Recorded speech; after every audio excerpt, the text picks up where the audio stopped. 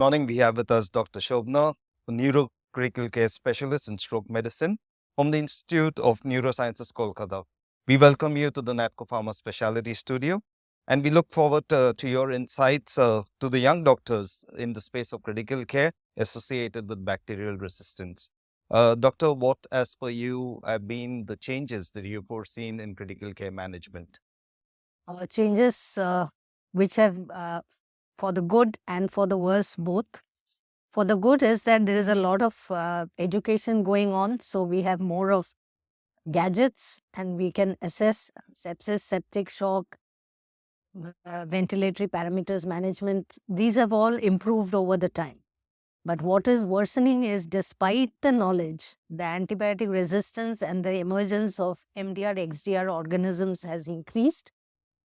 Despite the fact that we talk about antibiotic stewardship, which is probably not being followed in the right form of the matter in many of the places, and that has led to the organisms becoming resistant to the commonly used antibiotics in the intensive care unit. So there is a lot of change, but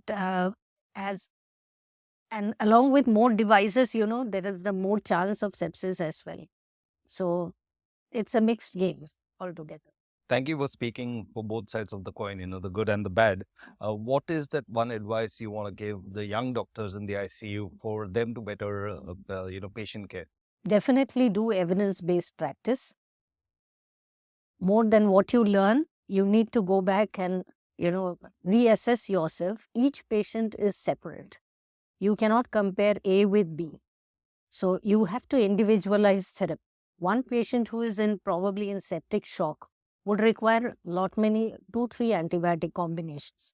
But at the same time, somebody coming with a community acquired pneumonia and who is probably requiring some small amount of oxygen may not require so many antibiotics. So please do individualize. Don't pumping everything from the very beginning, until and unless your patient is crashing and you have nothing else to do.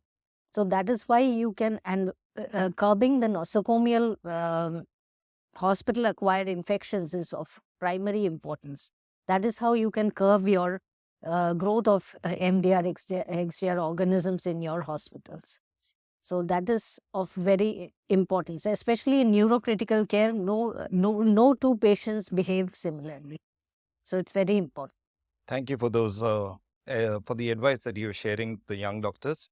What is the prevalence of carbapenems in your practice? What treatment options do you look at? In a hospital, I think it would be close to 30 to 40% almost.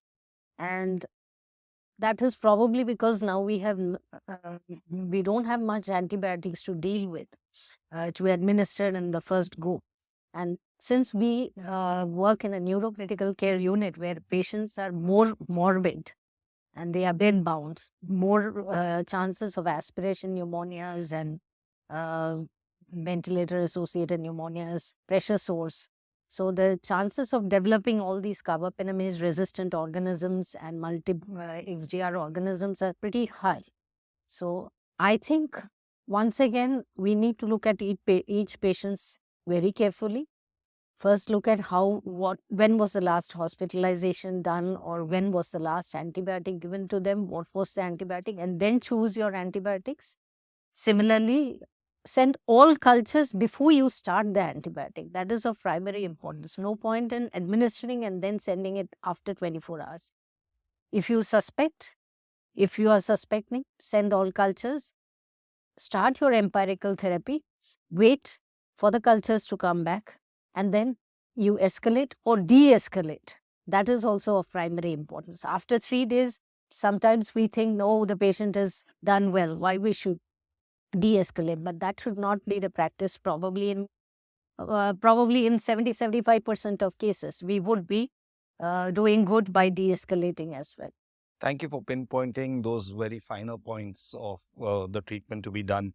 And we value your time here this morning. Thank you, Dr. Shobna. We wish you all the best. Thank you.